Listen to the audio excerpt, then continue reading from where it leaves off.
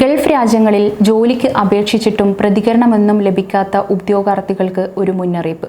Middle ഈസ്റ്റിലെ 84% ഉദ്യോഗാർത്ഥികളുടെ അപേക്ഷകളും തഴയപ്പെടുന്നു എന്ന് Robert Walters എന്ന റിക്രൂട്ട്മെന്റ് സ്ഥാപനം നടത്തിയ സർവേയിൽ പറയുന്നു.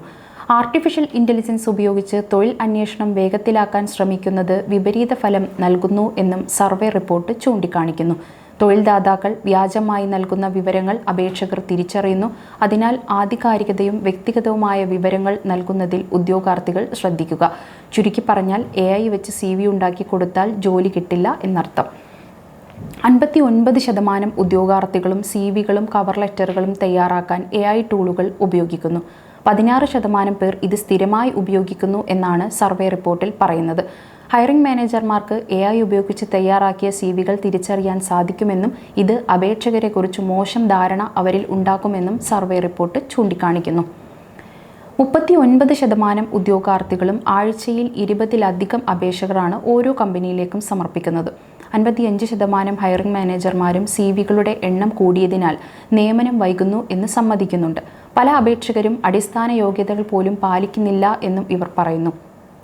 യോഗ്യരായ അപേക്ഷകരെ പോലും ശ്രദ്ധിക്കാതെ പോകാൻ ഇത് പലപ്പോഴും കാരണമാകുന്നുണ്ട്.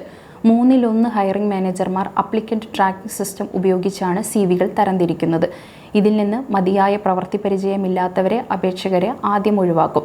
പിന്നീട് AI ഉപയോഗിച്ച് തയ്യാറാക്കിയ CVകളും കോപ്പി പേസ്റ്റ് കവർ ലെറ്ററുകൾ ഉള്ള CVകളും ഒഴിവാക്കും. ഉദ്യോഗാർത്ഥികളും മറുപടി നൽകാതിരിക്കുന്ന ഒരു പ്രവണതയുണ്ട്. കാരണം ഒരു ദിവസം ഒരുപാട് കമ്പനിയിലേക്ക് അവർ CVകൾ അയക്കുന്നു. ഓരോ ജോലിക്കും അനുയോജ്യമായ CVയും കവർ ലെറ്ററും തയ്യാറാക്കുക എന്നതാണ് ആദ്യം ശ്രദ്ധിക്കേണ്ട കാര്യം. AI ഉപയോഗിച്ച് തയ്യാറാക്കി എളുപ്പം കണ്ടെത്താനാകും. അവ മിക്കപ്പോഴും നിങ്ങളെ ഒഴിവാക്കപ്പെടുന്നതിലേക്ക് നയിക്കും.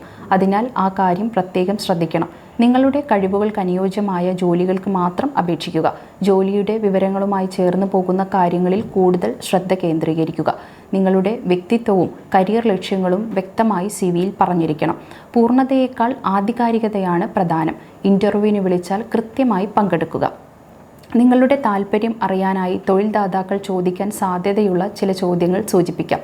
1. നിങ്ങൾ ഇപ്പോഴത്തെ കമ്പനി ജോലി ഉപേക്ഷിക്കാൻ കാരണം എന്താണ്?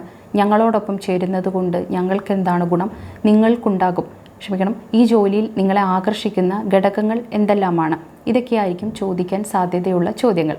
ജോലി വേണം എന്ന ബോധത്തിൽ കമ്പനിയുടെ മൂല്യങ്ങളോടും താല്പര്യം പ്രകടിപ്പിക്കുന്ന രീതിയിലുള്ള ഉത്തരങ്ങൾ നൽകിയാൽ ഒരു പരിധിവരെ ജോലി ലഭിക്കാനുള്ള സാധ്യത കൂടുതലാണ്.